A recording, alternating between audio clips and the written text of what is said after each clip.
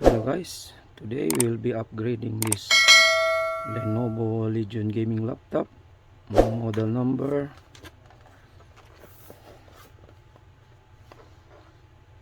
Lenovo Legion 5 15ARH05.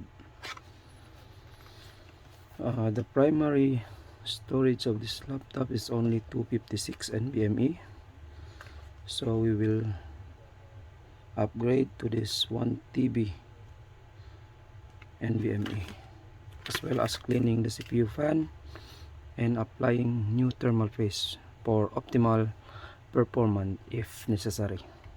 So let's do it.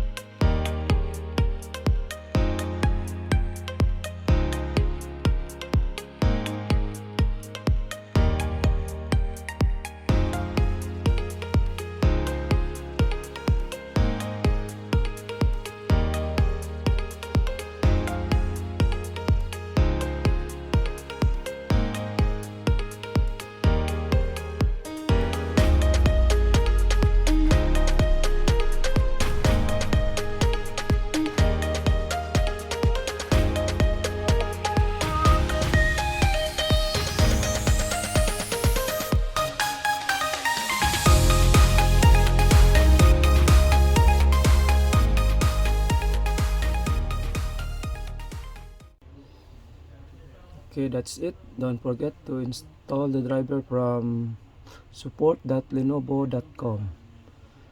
Please like, share, and subscribe. And I catch you on the next video. Bye.